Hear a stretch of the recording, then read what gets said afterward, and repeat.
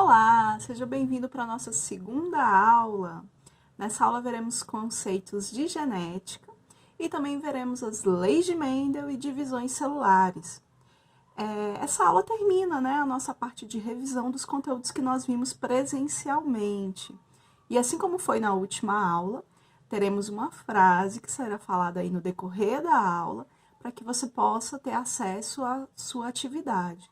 Lembrando que as atividades valem frequência e nota, então fiquem atentos. A primeira parte da nossa frase de hoje, deixa eu pegar aqui, então a primeira parte, presta atenção. A primeira parte é a mitose e a meiose. Vamos para a nossa aula? Então, gente, vamos lá, segunda parte da nossa revisão. Primeira coisa, o surgimento da genética como a gente conhece hoje. No período, que Mendel fez seus estudos, naquela época, os estudos dele não foram muito reconhecidos, não foram muito aceitos pela comunidade de cientistas da época. Hoje, muitos estudiosos afirmam que o motivo disso era que as ideias de Mendel eram muito avançadas, para a sua época, para o seu tempo. Com isso, ele não foi muito aceito. Nos anos e décadas que acabaram se seguindo depois, mesmo depois que Mendel morreu, que ele faleceu, outros cientistas continuaram realizando estudos e muitos fizeram experimentos muito semelhantes aos de Mendel e acabaram chegando no mesmo resultado. Hoje em dia, com o avanço do estudo das células, com o avanço dos microscópios, com avanços da química e da física, hoje a gente sabe que o que Mendel chamava de fatores e representava por letras, hoje a gente sabe que isso são os chamados genes. E que esses genes estão nos cromossomos, que a gente vai estudar daqui a pouquinho como é que é o cromossomo. Hoje também sabemos, com mais detalhes, o que Mendel já informava, já falava na sua época, que os fatores, que os genes, eles se separam na hora da reprodução.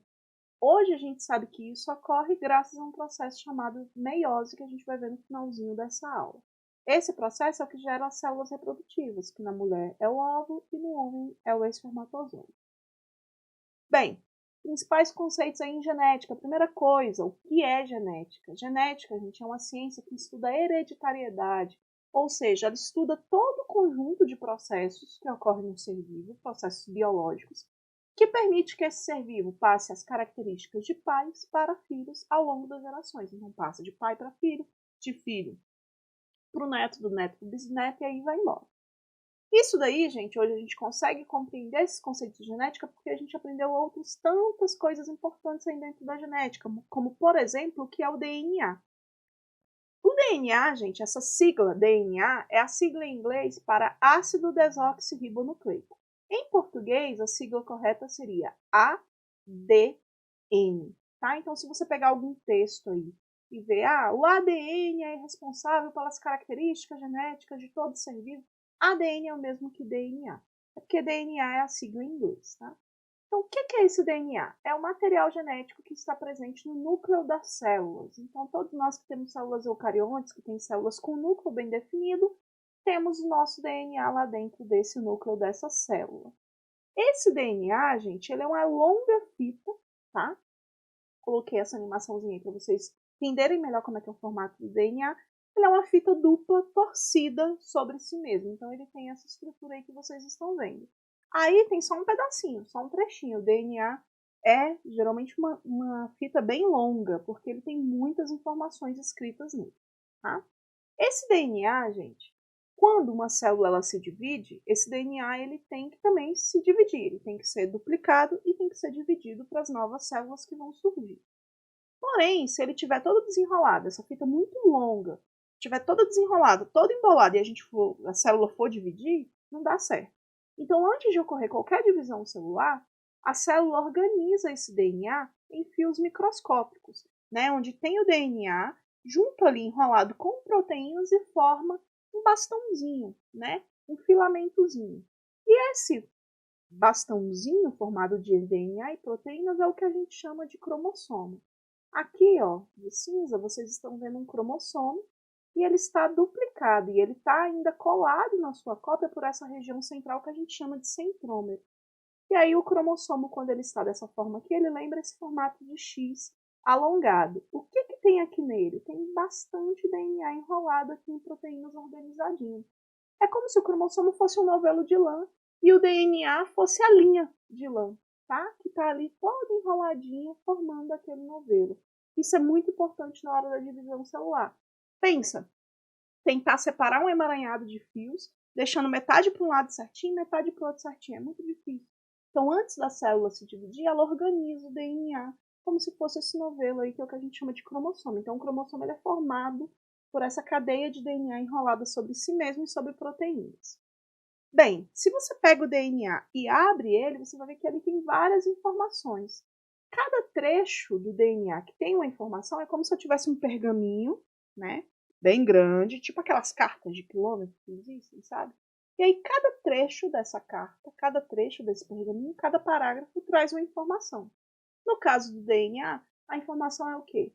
É a sua cor de cabelo, é a cor dos seus olhos, é seu tipo sanguíneo. Então, cada informação dessa genética, cada trecho de escrita do DNA é o que a gente chama de gene. Então, a gente pode dizer que o cromossomo é formado pelo DNA enrolado sobre si e no DNA, só um trechinho, só um pedacinho do DNA é o que a gente chama de gene. Bem, vimos aí então como é que é a estrutura do DNA. Partimos então para alguns outros conceitos importantes. Todas as células do seu corpo, elas vão ter 2 cromossomos de cada tipo. Por que 2? Porque um veio do pai e outro veio da mãe.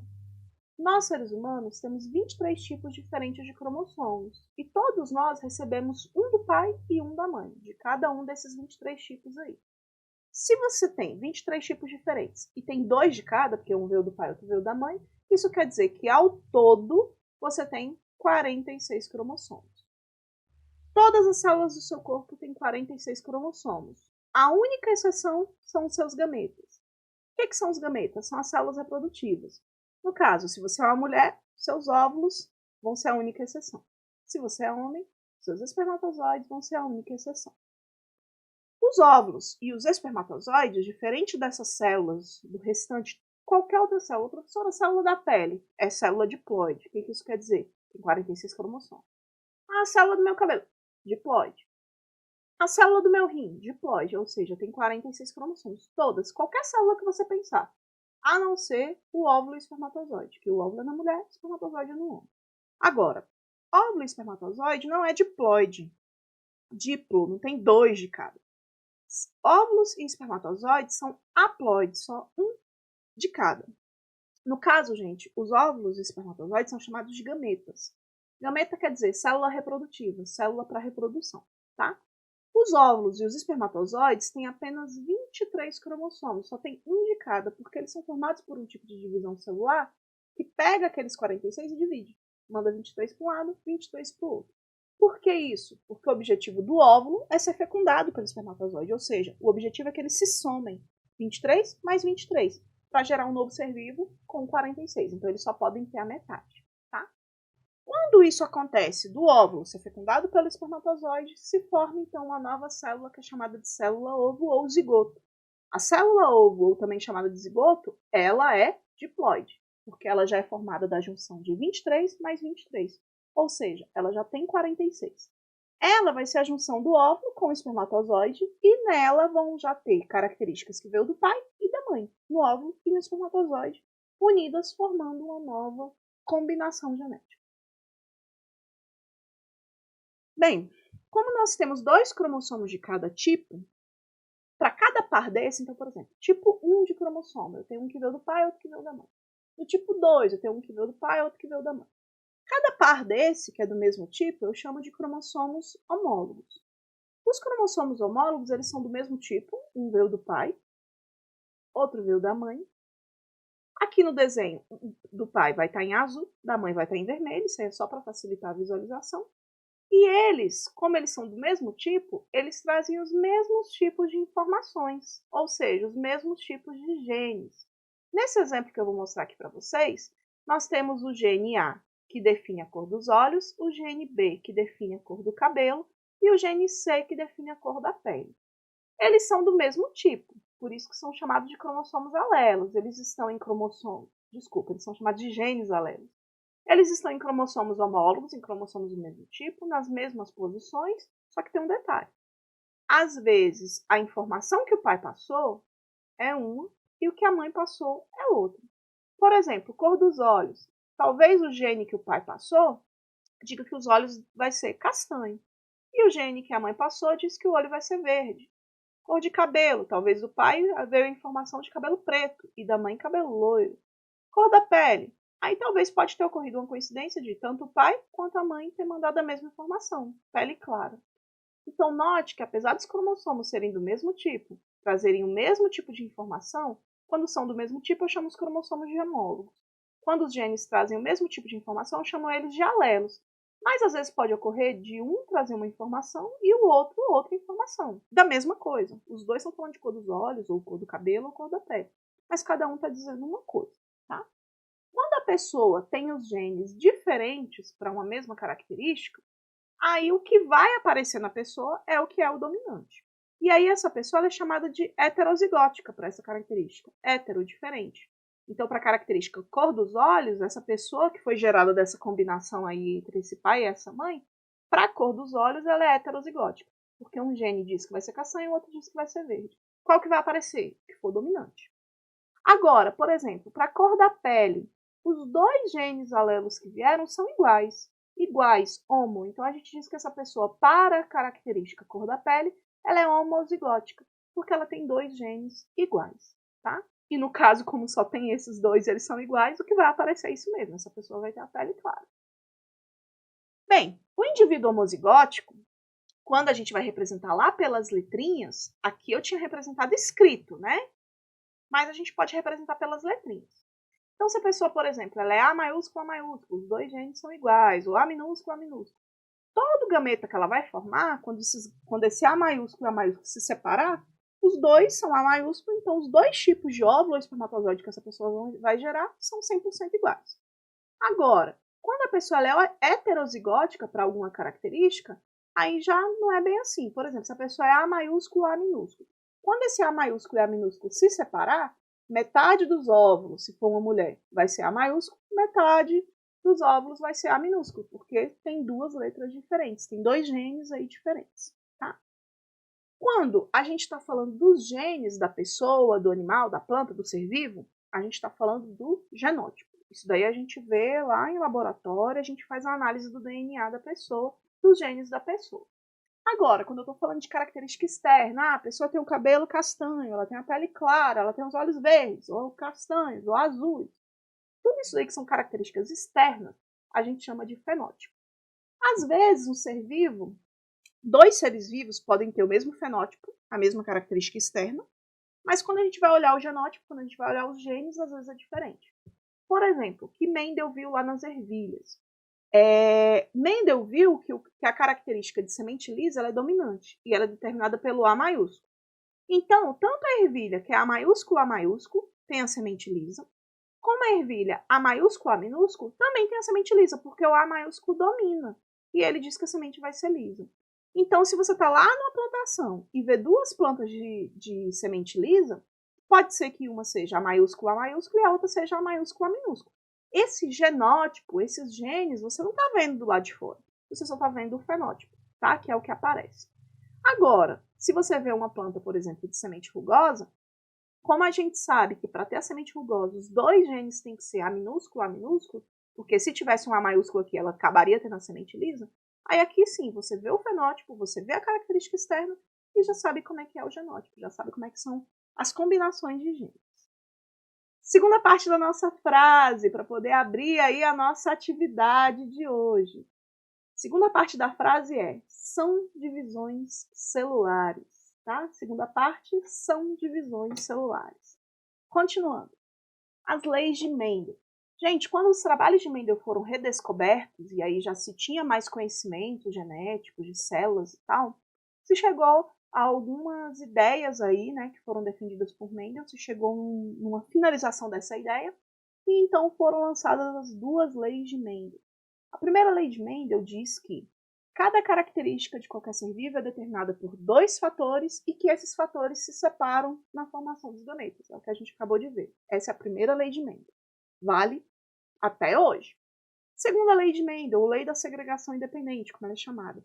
Ela afirma de maneira bem simples que as características elas são herdadas independentemente, né, de outras características. Então você pode herdar uma característica cor de cabelo claro, independente da cor da característica tipo sanguíneo A positivo, por exemplo. Só que hoje a gente sabe que elas só são independentes quando elas estão em cromossomos diferentes. Se estão andando no mesmo cromossomo, aí elas vão juntas. Tá?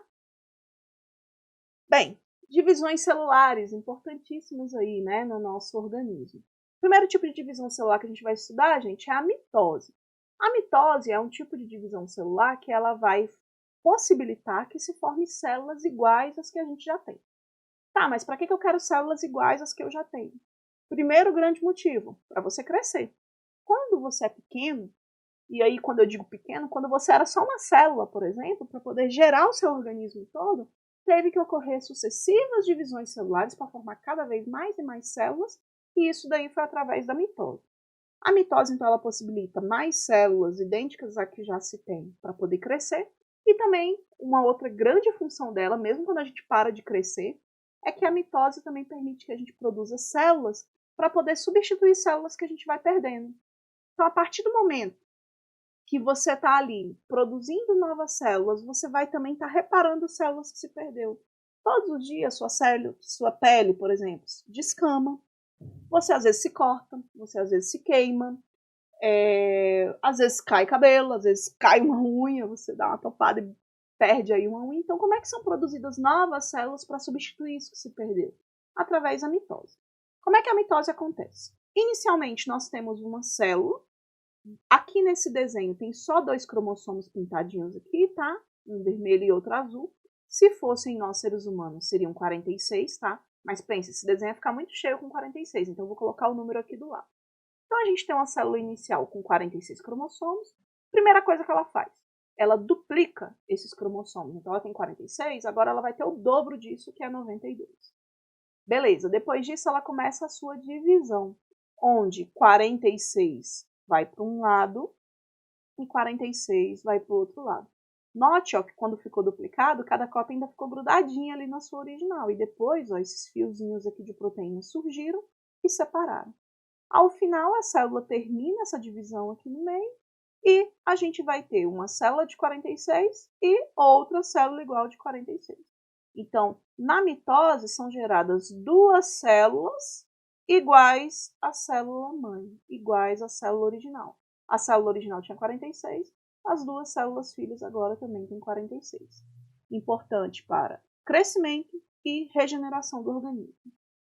Meiose. A meiose, gente, ela já vai estar relacionada à produção dos seus gametas. Se você é menina, óvulos. Se você é menino, espermatozoides. O começo da meiose... Ah, tá. E a meiose ela serve só para isso, para gerar gametas. Ela não serve para outra coisa, não. Só para gerar gametas. Bem, vai começar igual. Você vai ter uma célula com 46 cromossomos, vai duplicar, vai ficar com 92, beleza, isso daí é igual. Vai começar a dividir. Note que a divisão já é um pouquinho diferente. As cópias ainda se mantêm unidas, mas trocam os pedacinhos entre si. Mas mesmo assim, fica 46 para um lado, 46 para o outro. Só que aqui, diferente da mitose, vai rolar uma segunda divisão celular, onde vai 23 para cada lado. Por isso que na meiose, ao invés de só serem 2 células geradas, não. A gente vai ter 4 células e essas 4 células aqui vão ter somente metade dos cromossomos que tinha a célula mãe. Então a célula mãe tinha 46, cada célula filha agora tem apenas 23, apenas a metade. Se isso daqui é no homem, cada uma dessas células aqui vai gerar um espermatozoide. Se for na mulher, uma delas vai gerar um óvulo e as outras, na realidade, não vão se desenvolver, tá? Mas é assim que se formam os óvulos e os espermatozoides, através da meiose, e isso é essencial. Por que isso é essencial? Pelo seguinte, nós seres humanos, como nós já vimos, nós temos 46 cromossomos, tanto homens quanto mulheres. Quando a gente vai se reproduzir, a gente tem que gerar o espermatozoide e o óvulo, né? O homem o espermatozoide, a mulher o óvulo. Isso é gerado através da meiose, que como a gente viu, meio, ela divide pelo meio essa quantidade de cromossomos. Então o espermatozoide tem apenas 23 e o óvulo também tem apenas 23. Por quê? Porque o objetivo dessas células é se somar, é se juntar. 23 mais 23 vai gerar essa célula nova aqui, que é chamada de célula ovo ou zigoto, que vai ter 46 cromossomos. essa célula tem o número de cromossomos ideal da nossa espécie. E ela agora vai gerar, através de mitose, várias e várias células também com 46, e isso vai permitir o desenvolvimento daqui da criança também com 46 cromossomos. Como é que essa criança vai crescer e vai virar um adulto, seja homem ou seja mulher? Através de sucessivas mitoses. Quando chegar na fase adulta, vai gerar espermatozoide ou óvulo, dependendo de qual for o sexo, e vai começar tudo de novo. Espero que você tenha gostado aí dessa revisão. Última parte da nossa frase é essenciais para a vida. Então vai lá, coloca a frase no lugar certinho, abra a sua atividade e faça. Tchau, tchau!